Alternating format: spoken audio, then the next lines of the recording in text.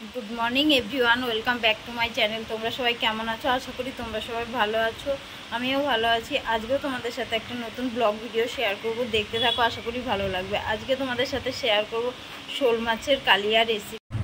এখানে 1 কিলো ওজনের একটা শোল মাছ আনা হয়েছিল। মাছটা এতটাই বড় ছিল, মাছের পেটে ডিমও ছিল।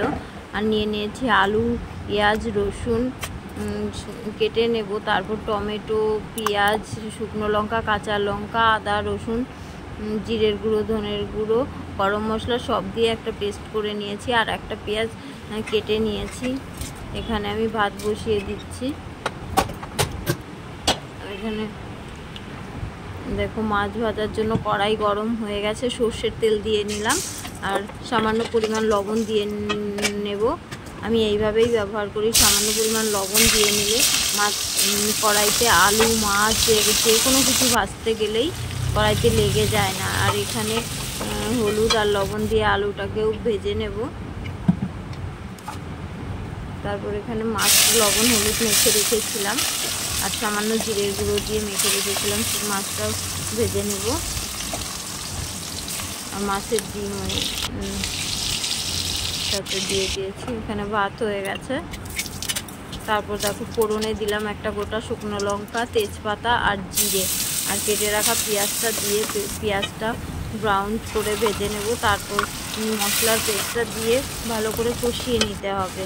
এখানে পরিমাণ মতো লবণ আর হলুদ দিয়ে নেব।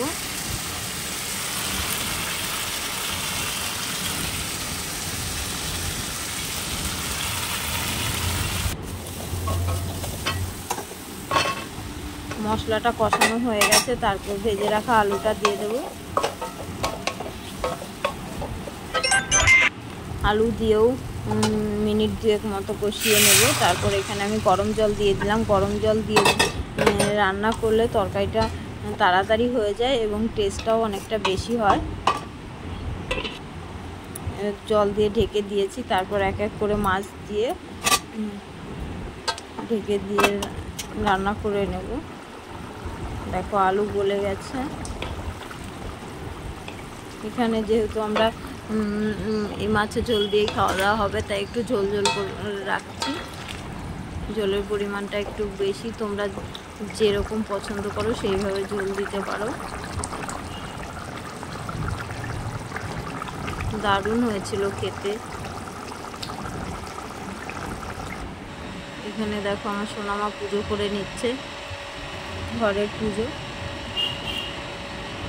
আর পুজো করছে, দেখো তোমাদের সাথে একটা জিনিস শেয়ার করবো। দেখো ঠাকুরকে নকুলদানা দিয়েছে, ঠিক আছে, আর নিজের জন্য ও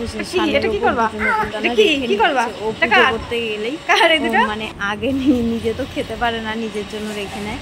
আর এখানে আমার শাশুড়ি মায়ের জন্য দিয়ে দিলাম। মাছের ঝোল আর ভাত নিয়ে গেল। আর দুপুরে দেখো আমরা খাবার বেড়ে নিয়েছি। সত্যি অসাধারণ দারুণ হয়েছিল। আর এখানে মাছের ঝোল আর মিষ্টি ছিল ঘরে, সেটাই দেখো আজকে দুপুরের খাবার। আর অন্য কিছু শাক কোনো ভাজা করলে মেয়ে একদমই মুখে দেয় না, সেজন্য ওর ঠাকুমাও খেতে চায় না, সেজন্য মাছের ঝোল আমাদের বেশিরভাগ সময় এরকমই রান্না হয়।